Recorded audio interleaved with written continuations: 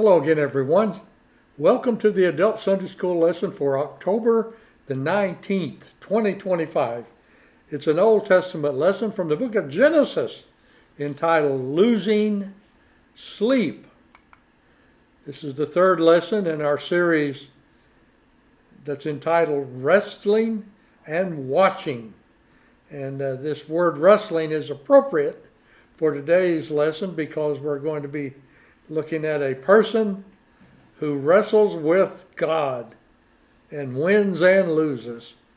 It's quite a story. Each lesson this month studies how people have dealt with difficulties like pride, grief, anger, failure, and guilt. We could add to that list worry. We've had crying for help, swallowing pride. Today it's losing sleep.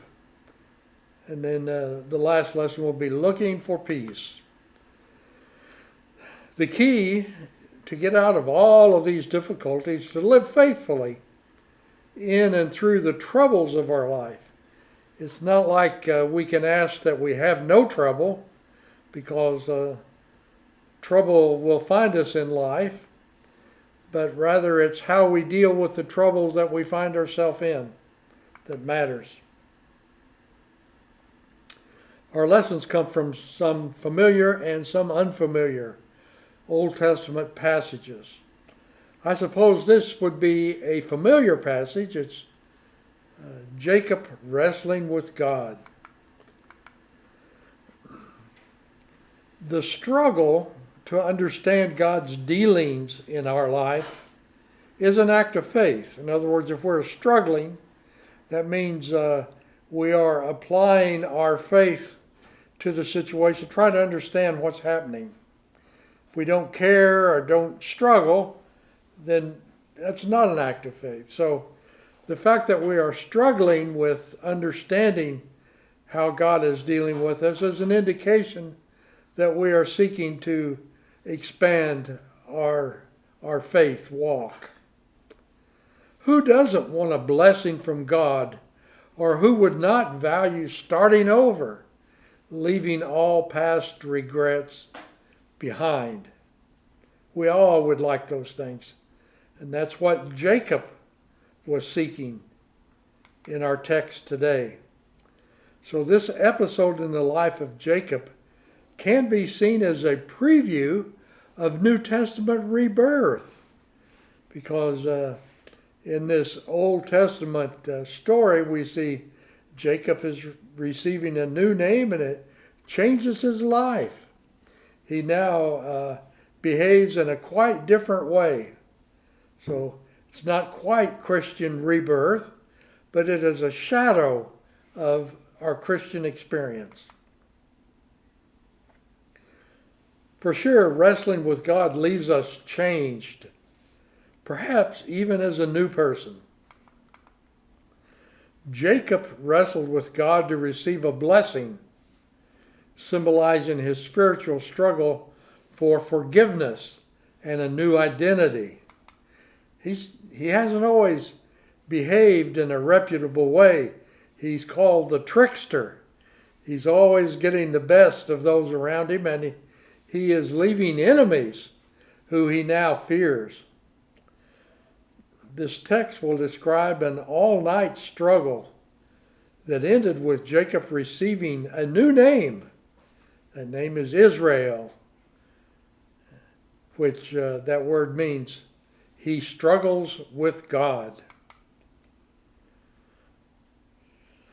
This struggle forced Jacob to confront his own weaknesses and then to rely on God rather than on his own cunning. Ultimately, it led to his transformation and acceptance of God's grace. So it is a powerful metaphor for how wrestling with God can lead to a deeper, more transformed relationship. It shows that God sometimes works through our struggles and hardships to bring about greater transformation. Why we lose sleep. Our Our lesson is entitled Losing Sleep. Why do we lose sleep? Well, we lose sleep because we regret many things that we have done and wish we could take back harsh words or do a situation differently. We lose sleep because we have broken promises to others, and others have broken promises to us. We fret about it. Some people lose sleep because they're worried over finances, money worries, too much debt, living off the credit limit rather than living off current income. All of these things can weigh down on us when we lay our head down on the pillow and keep us from sleeping. Many of us struggle with family matters and tensions. Self-doubt. We wonder whether we are able to fulfill all our commitments, to keep on working, going to work every day, to a job we may not like, answering to a boss who may not appreciate us. So we worry about these things. Many of us have health worries. This is particularly relevant as we get older. And some of us live in fear of violence, death, or final judgment.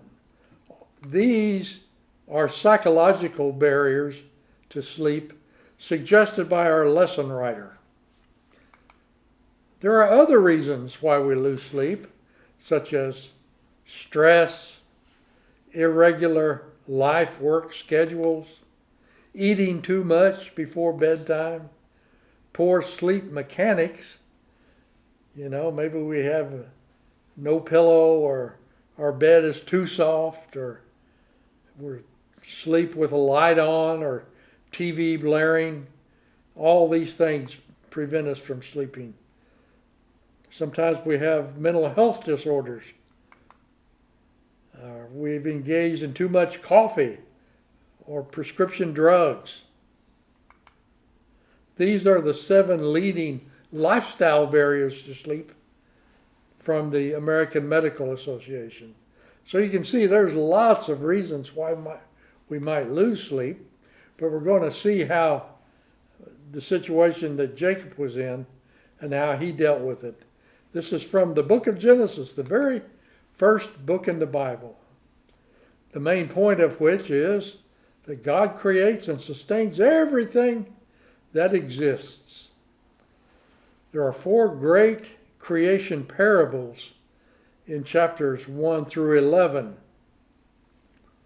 We're dealing with the creation, Adam and Eve, the first sin, the great flood, and then we have the divine cleanup of the world in 2 phases. Noah's flood, chapters 6 through 11, and then Abraham's call, starting in chapter 12.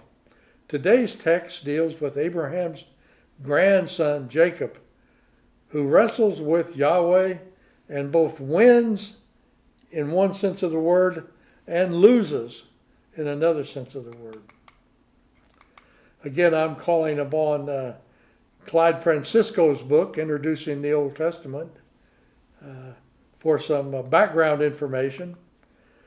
In the introduction to this book, Dr. Francisco says that the purpose that he had in mind for writing this book was to acquaint the average reader with the essential history and teachings of the Old Testament. That's one reason why I find it so useful. It's not overly technical or precise that only professionals would value, but it's geared towards an average Sunday school teacher or person who wants to know more about the Old Testament. So the book is quite useful. He says, with regard to the authorship of the book of Genesis, that both Jewish and Christian traditions hold that Moses was the author of Genesis. But most scholars today see there are 3 main source documents that Moses or some compiler may have put together to give Genesis its current form. There's what's called a J or Jehovah document, there's an E or Elohim document, and a P or priestly document. They see three strains in the book of Genesis. And this view is based on variation in the names for God. God's called various names in the book of Genesis, and there are differences in style, theology, and viewpoint, and double accounts of the same event.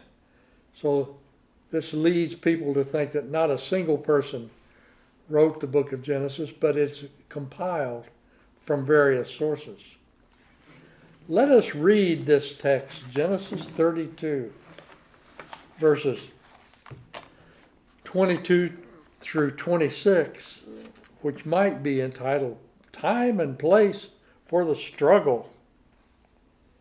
The same night he got up and took his 2 wives, we're speaking of Jacob here, his 2 maids and his 11 children, and crossed the ford of the Jabbok, that's a river. He took them and sent them across the stream, and likewise everything that he had. Jacob was left alone, and a man wrestled with him until daybreak. When the man saw that he did not prevail against Jacob, he struck him in the hip socket, and Jacob's hip was put out of joint as he wrestled with him. Then he said, "Let me go, for the day is breaking." But Jacob said, "I will not let you go unless you bless me." So Jacob the trickster had reason to lose sleep in fear of all the people he had cheated, including his brother and father. So Jacob, as we read this text, is on the run from his uncle and father-in-law, Laban. Jacob finds no sleep, but wrestled all night with, says in the text, a man. And the commentators see this as an angel or a manifestation of God, or even a figure of Esau. But the struggle is an even match. Neither party, Jacob nor this manifestation of God or angel or man, are able to prevail against the other. Here's a famous picture of Jacob fighting against an angel or a man or a manifestation of God. For shorthand, many of the commentaries say that Jacob is contending with God, though not directly. God is dealing with Jacob through some agent, and the exact nature of which is a mystery. We may never know it, but that's not the point. The point is Jacob is confronting God through some spiritual struggle. The shadowy rival, this man or this angel, inflicts a hip injury on Jacob. But despite the pain of this wound, Jacob holds on. Jacob's opponent asks for release, but Jacob demands a blessing as the price for ending the fight. It seems that Jacob wins the struggle because he obtains the blessing that he sought. But we all know that God always wins in the long run. So Jacob may have a short-term victory, but God is going to make God's will in the long run. The site of this is a place called Penuel. Penuel. That's how it appears on the maps, and this is how other people refer to it. Jacob is going to give it a new name, just as he receives a new name. So let's read a bit further to see the results of the struggle. So he said to him, "What is your name?" And he said, "Jacob." Then the man said, "You shall no longer be called Jacob, but Israel, for you have striven with God and with humans, and have prevailed." Then Jacob asked him, "Please tell me your name." But he said, "Why is it that you ask my name?" And there he blessed him. So Jacob called the place Peniel, saying, "For I have seen God face to face, yet my life is preserved." You know, we'll see later on as Moses encounters God on the mount that it becomes a law that you cannot see God face to face and live. Yet this text indicates in some sense Jacob struggled with God but did live. The sun rose upon him as he passed Penuel, limping because of his hip. Therefore, to this day, the Israelites do not eat the thigh muscle that is on the hip socket, because he struck Jacob on the hip socket at the thigh muscle. Wow. The opponent does not immediately give a blessing, but rather asks Jacob's name. The man, angel, representation of God, whoever it was, renames Jacob Israel, which means one who has prevailed against God. Then Israel received a divine blessing. In view of that, Israel renamed the place Peniel, which means looking upon God but remaining alive. I get from the text that this is not a gentle struggle. It's not an arm wrestling match.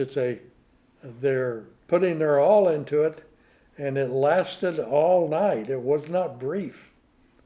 So they were both worn out by this struggle. But it appears that Jacob outlasted the angel or the man or the manifestation of God, whatever it was that Jacob was struggling against.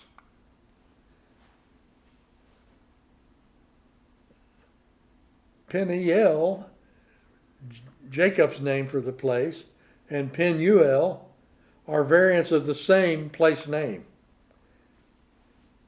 Israel, formerly Jacob, now limps because of the hip injury.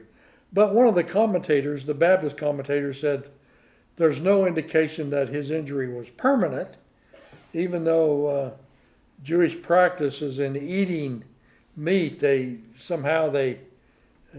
don't eat a particular muscle that is near the hip joint of animals that they would slaughter in remembrance of this injury that Jacob received in the struggle.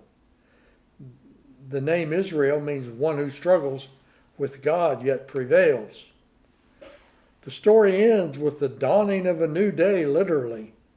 Sun rose, it said, and a new day for Jacob, now a new name Israel, symbolically. So, because of this encounter with the manifestation of God, Jacob is a new creature with a new name, and he no longer wants to be the trickster. He's willing to own up to his past behaviors and walk a morally straight life hereafter. Why did God, or this agent of God, break Jacob's hip? Our lesson writer says it was in order to gain an advantage over Jacob so that the struggle could end. Who knows? There may be some Jewish teaching, some midrash that goes well beyond the text. I have no idea what the significance of the hip joint is, or whether Jacob limped forever or why they remember it, but it is significant in the history of Israel. The Baptist commentator on this text says that most of today's text is from this J-text source document, but there are two brief sections from the Elohist document. Not in the text we read, but soon in chapter 33, we will find a text that is from the priestly source. So this text is strategic in that it shows the three source documents for the book of Genesis coming together for this one episode. The commentator says that this strange account of Jacob wrestling with God is emblematic of all of us, that all people encounter God both as destroyer and redeemer. We learn from Jacob's encounter with God that we prevail against God by yielding to God. Jacob became truly victorious in life when he recognized the supremacy of God and his need for help.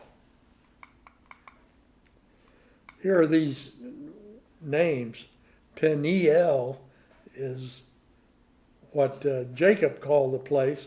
You saw on the map it's spelled Penuel, Penuel.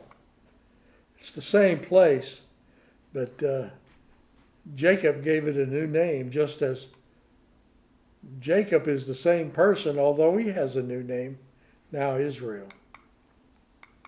So Jacob's struggle with God changed him.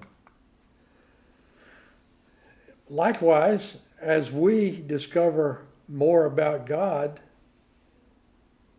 God will also change us. As with Jacob or Israel, God will bless us in at least three ways as we encounter God in an intimate way. It humbles us as we find there's always more to learn about God.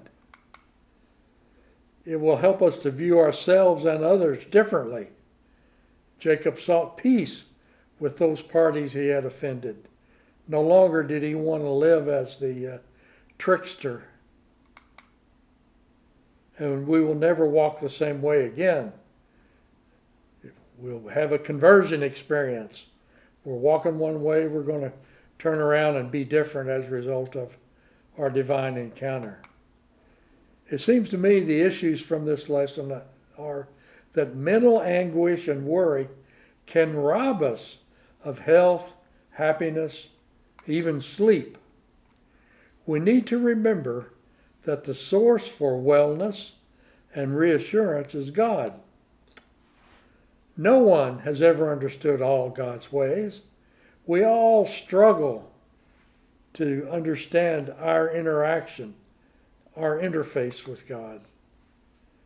We better understand God's workings in us as we better understand and are more honest in describing ourselves. But it's positive in that new beginnings are possible as we open ourselves to God's presence. So, thank you for joining me today. Remember not to take me too seriously, especially when we're dealing with Scripture that could have manifold interpretations. Please do study the Scripture yourself. Join a discussion group so that you can hear other points of view.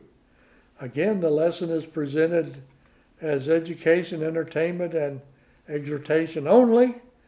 No commercial value or intent.